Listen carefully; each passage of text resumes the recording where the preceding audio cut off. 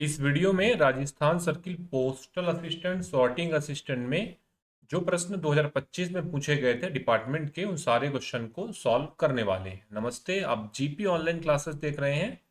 GP online classes पिछले 5 सालों से केवल लिमिटेड डिपार्टमेंटल कॉम्पिटेटिव एग्जाम के लिए काम करता है। अगर आप एस्पिरेंट हैं विभागीय परीक्षा के, और यदि आपको ऑनलाइन बैच की जरूरत है या फिर विभागीय परीक्षा से संबंधित किसी प्रकार की बुक की जरूरत है, स्क्रीन पर एक नंबर है जिस पर आप सीधे संपर्क करके जानकारी ले सकते हैं। जीपी ऑनलाइन क्लासेस भारत का नंबर 1 कोचिंग संस्थान विभागीय परीक्षा के लिए। पिछले 5 सालों में हमने विभागीय परीक्षा के लिए कीर्तिमान स्थापित किया है। हजारों सिलेक्शन दिए हैं। सिलेक्शन की बारी आपकी है।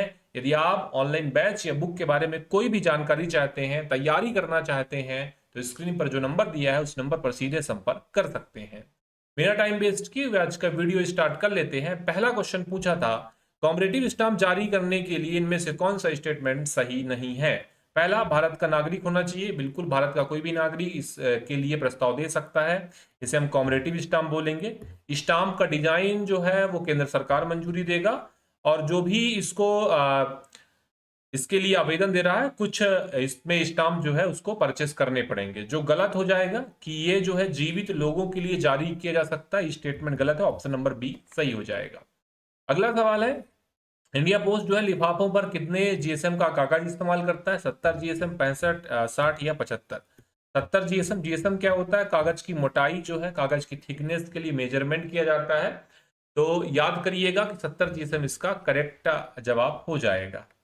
नेक्स्ट क्वेश्चन पूछा था, किसी आइटम को इंडिया पोस्ट पार्सल के तौर पर क्लासिफाई करने के लिए नीचे दी गई शर्तों में कौन सा सही नहीं है। इंडिया पोस्ट पार्सल के बारे में हम चर्चा कर रहे हैं। हमने आपको बताया था, पहले इसे हम रजिस्ट्री पार्सल बोलते थे, फिर बाद में हमने इसका अभी 2024 में इसका नाम इंडिया पोस्ट पार्सल, एक का रिटेल कर दिया, एक का कॉन्ट्रेक्चुअल कर दिया। कौन सा स्टेटमेंट सही नहीं है? 40 से ज्यादा वजन, तो हमें गलत ढूंढना था, और गलत हमें पहला ही विकल्प मिल गया क्योंकि इसका मैक्सिमम वजन जो है 35 केजी होता है। ठीक है, तो आपने क्या ध्यान रखना है कि ऑप्शन नंबर 1 जो है वो सही नहीं है, गलत हो जाएगा। बाकी बी, सी और डी सही है। इंडिया पोस्ट की डायरेक्ट पोस्ट सर्विस का फायदा उठाने के लिए कस्टमर को कम से कम कितने आर्टिकल देने पड़ेंगे? What is the minimum number of article customer must post able direct post service? तो मैंने आपको क्या बताया था कि डायरेक्ट पोस्ट के तहत जो भी आर्टिकल पोस्ट करता है कोई ऑर्गेनाइजेशन, वो 1000 क्वांटिटी मिनिमम देगा, तभी जो उसके आर्टिकल पोस्ट किए जाएंगे। ऑप्शन नंबर सी ध्यान रखिएगा। और जो साइज होगा, A3 पेपर का जो साइज होता है उसी आकार में इसको देना पड़ेगा। इंडिया पोस्ट इंटरनेशनल सर्विस के हिसाब से प्रिंटेड पेपर भेजने के लिए मैक्सिमम वेट जो है 20 ग्राम से लेकर 2 किलो तक है। जैसे हम बात कर रहे हैं प्रिंटेड पेपर, वो भी फॉरेन के कंडीशन में। As per India Post international service, what is the permissible weight range for sending printed paper? 20 gram से लेकर और 2 केजी तक अधिकतम भेजा जा सकता है। ठीक है दोस्त, याद करिएगा। अगला क्वेश्चन आपकी स्क्रीन पर सेट कर देता हूं। कोई भी व्यक्ति एमआईएस में सभी सिंगल और ज्वाइंट को मिलाकर ज्यादा से ज्यादा 15 लाख तक निवेश कर सकता है। नया एसबी ऑर्डर आया था 2023 में, और उसमें इस लिमिट को ज्वाइंट कोई भी एमआईएस अकाउंट खोलता है मैक्सिमम 15 लाख तक डाल सकता है, सिंगल में 9 लाख रुपए। चलिए, केवीपी के नियम के अनुसार केवीपी अकाउंट किसे सिक्योरिटी के तौर पर गिरवी रखा जा सकता है, ट्रांसफर किया जा सकता है? परिवार के सदस्य नहीं होगा, सिर्फ शेड्यूल कॉमर्शियल बैंक नहीं होगा, सिर्फ लिखा हुआ है, सिर्फ पोस्ट ऑफिस नहीं होगा। कौन सा हो जाएगा? जब हमने देखा कि ए गलत है, बी गलत है और सी भी गलत था, तो देखिए डी नंबर ऑटोमेटिक सही हो जाता है, क्योंकि हमने ऊपर ऑलरेडी 3 गलत कर दिए। भारत के राष्ट्रपति, सरकारी बैंक कंपनियां, बैंक, हाउसिंग फाइनेंस कंपनियों के पास किसी भी केवीपी को, किसान विकास पत्र को गिरवी रखा जा सकता है। पीएम केयर चिल्ड्रन स्कीम 2021 में 23 साल की उम्र प्राप्त होने पर बेनिफिशियरी को कितनी रकम मिलेगी? ये एक स्कॉलरशिप के लिए भारत सरकार ने कोविड के दौरान जिनके माता पिता नहीं रहे, जिन बच्चों के, उनके लिए निकाला था। 10 लाख रुपए तक उनके ही नाम पे निवेश किया जा रहा था, ताकि उनका पढ़ाई लिखाई, स्वास्थ्य, शिक्षा, बेसिक जो नीड्स होती है उसको पूरा कर सकें। तो इसके लिए 10 लाख एमआईएस अकाउंट में निवेश कर रहे थे, और फिर जब उसका उम्र 23 पूरा हो रहा था, 18 में निवेश किया था, जब उम्र 23 पूरा हो रहा था, तब हमने क्या किया था, उसको पूरा का पूरा जो ये अमाउंट था 10 लाख का वो उसको दे देना था। इसके ब्याज से जो राशि मिला वो उसके खर्चे के लिए सरकार ने स्कीम बनाई थी। तो ऑप्शन नंबर सी करेक्ट हो जाएगा। नेक्स्ट क्वेश्चन है, अगर मनी ऑर्डर डिलीवर नहीं होता तो उस रकम का क्या होता है? मनी ऑर्डर डिलीवर नहीं होता तो कमीशन को छोड़कर बाकी रकम जो है जिसने मनी ऑर्डर भेजा था उसको लौटा दी जाएगी। तो कहां पे दिया है? The amount excluding commission refunded to remitter. Next देखिएगा फ्रेंड्स, कौन सी पीएलआई पॉलिसी किसी भी हालत में सरेंडर के लिए पात्र नहीं होती? विच policy is not surrender for which policy is not eligible for surrender under any condition? एक पॉलिसी का नाम बता रहा हूं और उस पॉलिसी को हम बोलते हैं anticipated endowment assurance policy. Question number 10 का उत्तर बी हो जाएगा। इस पॉलिसी को हम सुमंगल भी बोलते हैं। इस पॉलिसी में आपको सरेंडर और लोन की सुविधा नहीं मिलती। बाकी ईए में, बाईएस में, डब्ल्यूएलए में, सब में आपको लोन और इसके अलावा सरेंडर मिल जाएगा। नॉमिनल रोल का प्रिजर्वेशन पीरियड कितना है? परमानेंट है। एक ऐसा डॉक्यूमेंट बता रहा हूं, इस डॉक्यूमेंट को याद करिएगा और डॉक्यूमेंट का नाम है नॉमिनल रोल। नॉमिनल रोल क्या होता है? वास्तव में जो कर्मचारी है वो किस शाखा में क्या काम कर रहा है, कितने घंटे कर रहा है, इसका एक दस्तावेज होता है और ये दस्तावेज हमेशा हमेशा के लिए डाकघर में बनाकर रखा जाता है। चलिए अगला देख लीजिएगा। क्वेश्चन नंबर 12 आपकी स्क्रीन पर है। क्वेश्चन नंबर 12 आपकी स्क्रीन पर है। हेड ऑफिस में मिली सेविंग बैंक डॉक्यूमेंट की लिस्ट के बारे में सब अकाउंट असिस्टेंट की क्या ड्यूटी है? What is the duty of sub account assistant regarding list of saving bank document received at HO? पहला, उन्हें सीधे रिकॉर्ड फाइल में फाइल करना है, ये ऑप्शन नंबर 1 है। पुराने डॉक्यूमेंट को वेरीफाई और नष्ट करना है, ऑप्शन नंबर 2 है। लिस्ट और अटैच वाउचर को चेक करने के लिए अपने इनिशियल के नीचे किसी भी छूटी हुई चीज को नोट करना है, बिना चेक किए उन्हें सब ऑफिस को वापस भेजना। क्या करेंगे? क्वेश्चन नंबर 12 जो है, ध्यान रखिएगा, इसका करेक्ट जवाब जो है, लिस्ट और अटैच वाउचर को चेक करने के लिए अपने इनिशियल के नीचे किसी भी छूटी हुई चीज को नोट किया जाएगा। ये ड्यूटी है सब अकाउंट असिस्टेंट का, ऑप्शन नंबर सी ध्यान रखिएगा। नेक्स्ट क्वेश्चन देखिएगा फ्रेंड्स, अगला क्वेश्चन, एसबी ऑर्डर 3/2024 के अनुसार फिनेकल सीबीएस में HIARM मेनू का सही इस्तेमाल किस लिए किया जाता है? हमने बात किया है कि भाई एसबी ऑर्डर से 1 से 2 क्वेश्चन आपके परीक्षा में पूछा जाएगा। HIARM का इस्तेमाल सिर्फ इंटरेस्ट अमाउंट के एडजस्टमेंट के लिए किया जाता है, ध्यान रख लीजिएगा। फ्रेंड्स अगर आपको इन सारे क्वेश्चन के उत्तर बन रहे हैं, कमेंट बॉक्स खाली है, वहां पर जाके इन सारे क्वेश्चन का उत्तर जो है कमेंट बॉक्स में जरूर से डाल दीजिएगा। जब कोई इन्वेस्टर एक से ज्यादा पीपीएफ अकाउंट रखता है तो दूसरे पीपीएफ अकाउंट का क्या होता है? देखिए मैंने आपको बताया था ये अनियमितता के अंतर्गत आता है। 2 पीपीएफ अकाउंट नहीं रख सकते। क्या करेंगे? बैलेंस को प्राइमरी अकाउंट में मर्ज करेंगे, ज्यादा रकम 0% इंटरेस्ट रेट पर रिफंड कर दिया जाएगा। विकल्प नंबर सी है। ऐसी गलती आपको नहीं करनी है। कोई भी कस्टमर भारत में किसी बैंक या पोस्ट ऑफिस में एक ही पीपीएफ अकाउंट ओपन करवा सकता है, एक से ज्यादा नहीं करवाएगा। अगर ऐसा उसने किया तो भाई हम क्या करेंगे, दोनों को मर्ज कर देंगे और जो उसमें राशि रहेगा वो पहले वाले में डाल देंगे। ज्यादा अमाउंट रहता है क्योंकि लिमिट भी है 1.5 लाख का, उसको हम उसको वापस कर देंगे, कोई हम उसको ब्याज नहीं देंगे। सी नंबर का उत्तर करेक्ट हो जाएगा। महिला सम्मान सेविंग सर्टिफिकेट 2023 के बारे में कौन सा सही है? इनकम टैक्स सेक्शन 80C के तहत टैक्स रिबेट, कौन सा सही है? तो पहला तो गलत है। कमाए गए इंटरेस्ट पर इनकम टैक्स नहीं लगता, गलत है। MPKBY महिला प्रधान क्षेत्रीय बचत योजना स्टैंडर्डाइज एजेंसी सिस्टम के जरिए उपलब्ध है, गलत हो जाएगा। नाबालिग के नाम पर अलग से 2 लाख तक का इन्वेस्टमेंट किया जा सकता है। देखिए हमको सही ढूंढना था तो सही मिला है हमको जाके 4 नंबर में। 1 गलत था, 2 गलत किया हमने, 3 गलत किया, हमको सही कहाँ मिला कि भाई इन्वेस्टमेंट कर सकते हैं 2 लाख तक। फिलहाल में डिसकंटिन्यू है। कब तक कर सकते थे? ये स्कीम जो है 31/3/2025 तक ही उपलब्ध थी। डी नंबर का उत्तर सही है। स्पीड पोस्ट का सुपरवाइजर मैनेजर स्पीड पोस्ट का डेली रिपोर्ट सबमिट करता है MS 83 में। विकल्प नंबर भाई सी को ध्यान रख लीजिएगा। मिल ऑफिस के अलग अलग डिपार्टमेंट में इस्तेमाल होने वाले सभी स्टैंप और सील को कौन इकट्ठा करेगा, कौन अपनी कस्टडी में रखेगा? और ये पूरी जिम्मेदारी जो है हेड सॉर्टर की होती है। हेड सॉर्टर की जिम्मेदारी होती है सारे जो है स्टाम्प और सील वो कस्टडी में बना के रखेगा। 18 नंबर क्वेश्चन आ गया फ्रेंड्स, वैन छोड़ने से पहले मेल एजेंट और मेल गार्ड को क्या क्लियर करना है? फाइनल ड्यूटी, पैसेंजर की संख्या, अगले ट्रिप के लिए बैग, वैन की फिटिंग, लैंप की जांच, स्टाम्प और सील बदले, डिलीवर होने वाले मेल को दे दे, बैन की आने की जानकारी ब्रांच पोस्ट मास्टर को दे दे। देखिए, बैन छोड़ने से पहले किसी मेल एजेंट और मेल गार्ड की पहली ड्यूटी क्या होती है? बैन की फिटिंग, लैंप की जांच करे, स्टैंप और सील बदले, ये उसकी फाइनल ड्यूटी में आता है। ध्यान रखिएगा, महत्वपूर्ण क्वेश्चन है फ्रेंड्स। अगर आपको इन सारे ही क्वेश्चन के उत्तर बन रहे, कमेंट बॉक्स खाली है, वहां पे जाके उत्तर डालिएगा। और साथ ही साथ फ्रेंड्स, अगर आपको वीडियो पसंद आ रहा होगा तो एक लाइक जरूर करिएगा। वीडियो बनाने में बहुत सारा मेहनत, बहुत सारा डेडिकेशन, बहुत सारा हार्डवर्क, डिसिप्लिन लगता है। कस्टम ड्यूटी वाले विदेशी पोस्टल आइटम एक्सचेंज ऑफिस में कब डिलीवर किए जा सकते हैं?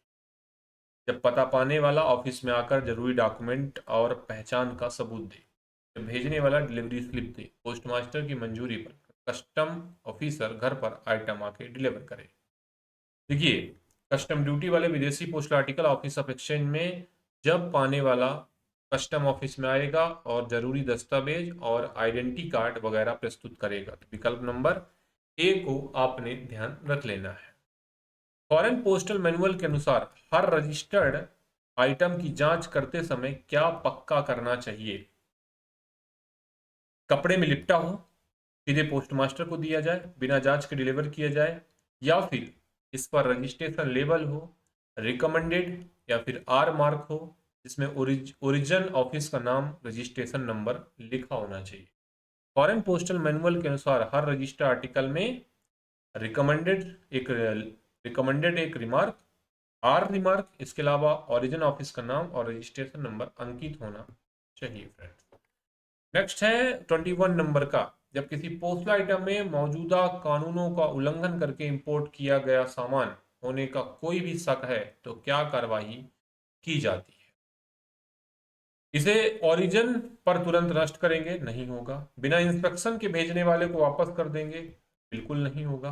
रैंडम इंस्पेक्शन के लिए कस्टम ऑफिस भेजा जाएगा? बिल्कुल नहीं होगा।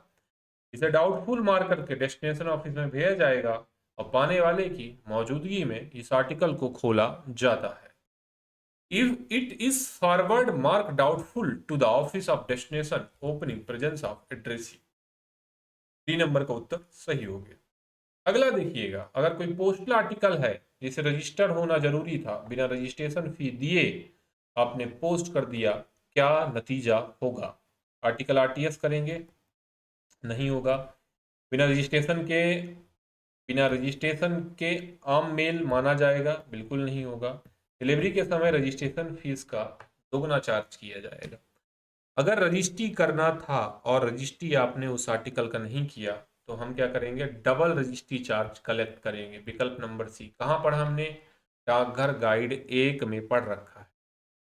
23 नंबर क्वेश्चन है, हींग जैसी महक वाली वस्तुएं पोस्टल ट्रांसमिशन के द्वारा भेजा जा रहा है, कई बार इस क्वेश्चन को कर लिया, उसे पैक करने के लिए हर्मेटिकली सील बंद टीन या मेटल केस का इस्तेमाल करके ही इस तेज गंध वाली वस्तु को भेजा जाएगा। नेक्स्ट है तेलंगाना सर्कल का हेडक्वार्टर। तेलंगाना की बात करेगा तो हमेशा आपको हैदराबाद याद आना चाहिए। अगर आपसे आंध्र प्रदेश पूछेगा तो आंध्र प्रदेश का हेडक्वार्टर जो है विजयवाड़ा में है। ठीक है, दोनों बातें याद करिएगा। अगला है, अनरजिस्टर्ड लेटर या पैकेट पर सीलिंग बैग्स इस्तेमाल करते समय क्या सावधानी बरतने की सलाह दी जाती है? हमेशा double wax layer, ceiling bags सिर्फ स्टाम्प पर लगाएं, सीलिंग बैग्स की जगह ग्लू का इस्तेमाल, सील करने से पहले बैग्स के ऊपर एक पतला पेपर जरूर लगाएं।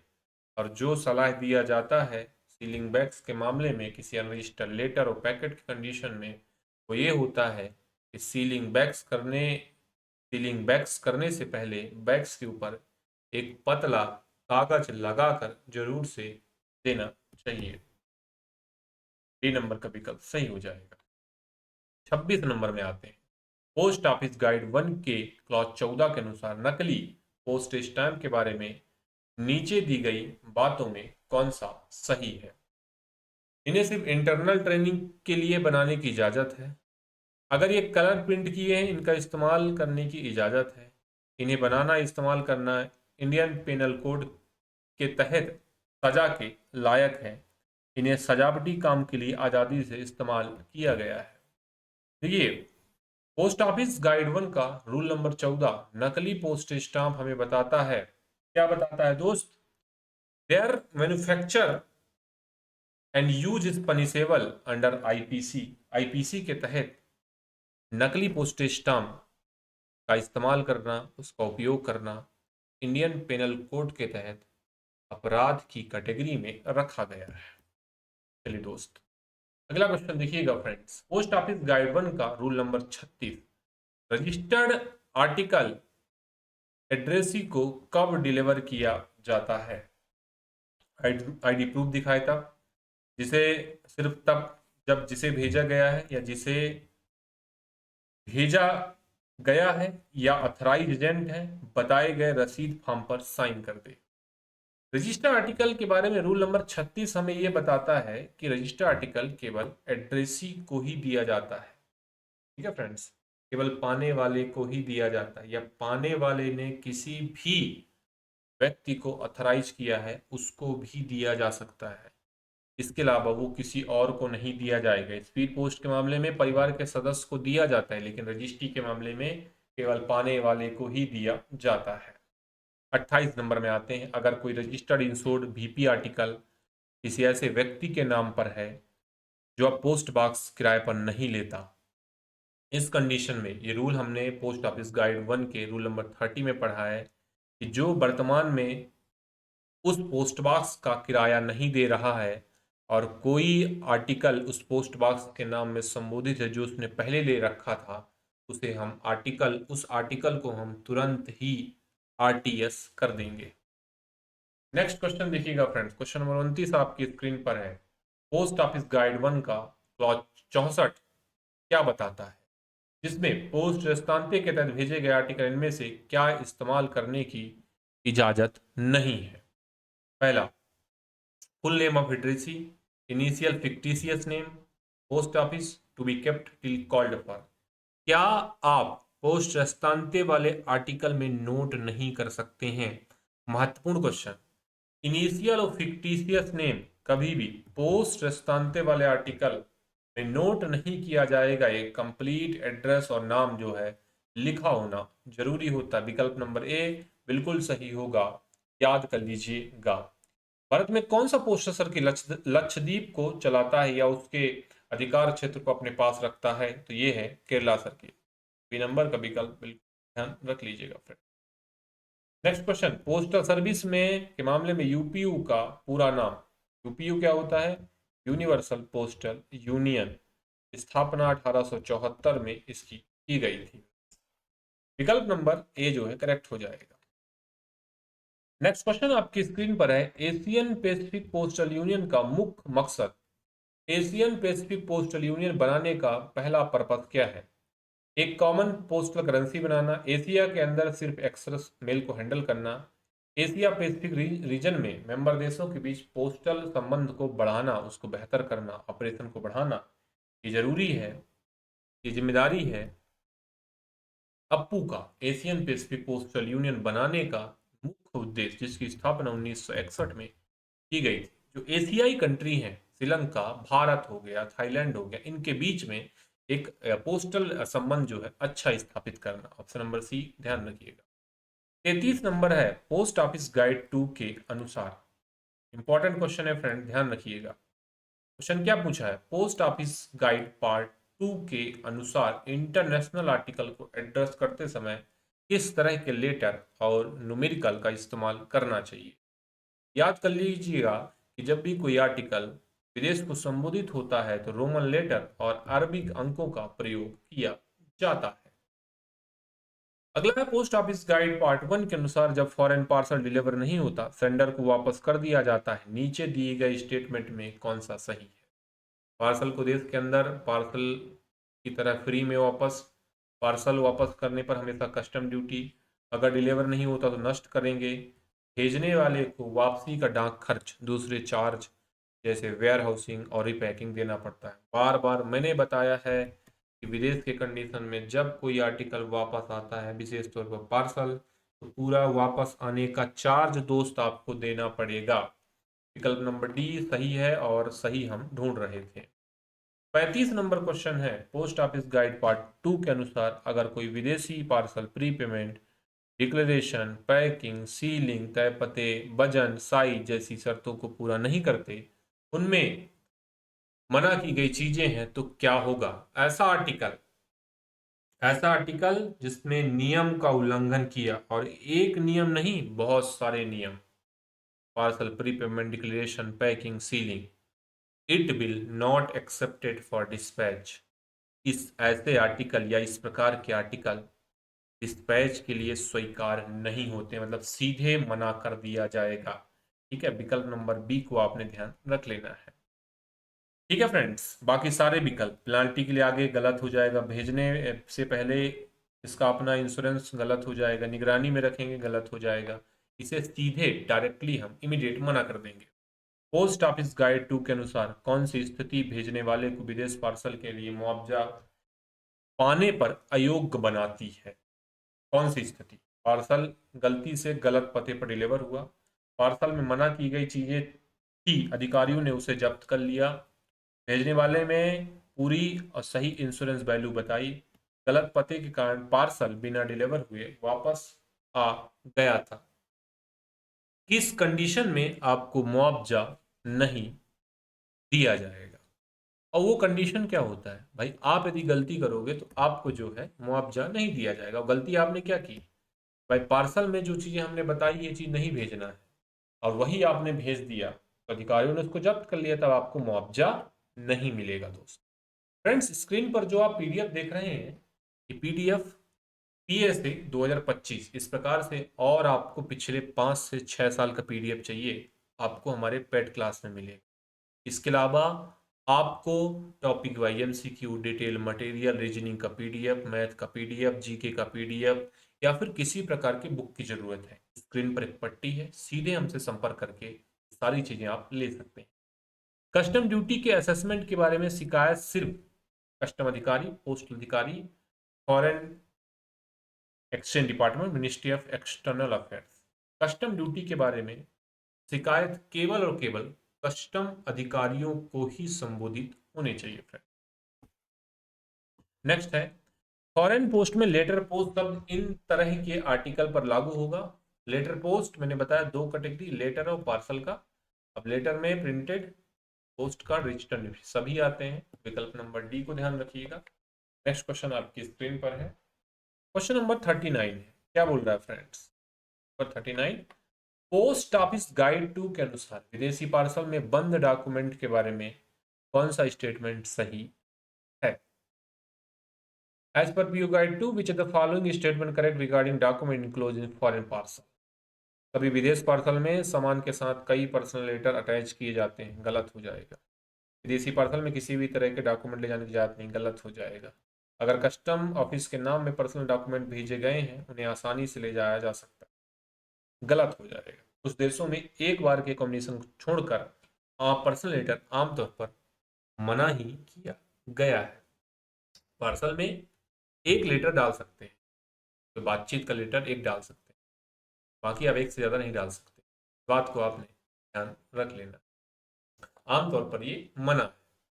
नेक्स्ट क्वेश्चन है 40 नंबर का फ्रेंड्स, पोस्ट ऑफिस गाइड 2 के अनुसार अगर खोया हुआ इंश्योर्ड सामान मुआवजे के पेमेंट के बाद मिल गया और मुआवजे से कम कीमत का वो सामान मिला, तो क्या जिम्मेदारी बनेगी? भेजने वाले को सामान वापस करना पड़ेगा, भेजने वाले को ज़्यादा पैसे वापस करने होंगे, सामान की डिलीवरी लेनी होगी, भेजने वाला कोई भी मुआवजा वापस करने के लिए जिम्मेदार नहीं होगा। विकल्प गलत है, सामान नष्ट कर देंगे, गलत है। मुआवजा पाने वाले को ट्रांसफर कर दिया जाना चाहिए। कौन सा विकल्प क्वेश्चन नंबर 40 का करेक्ट होगा? विकल्प नंबर आपने ध्यान रखना है ए, कि भेजने वाले को पैसे वापस करने पड़ेंगे और सामान की डिलीवरी लेनी पड़ेगी, क्योंकि उसने जो है हमें धोखा देके ये काम किया था।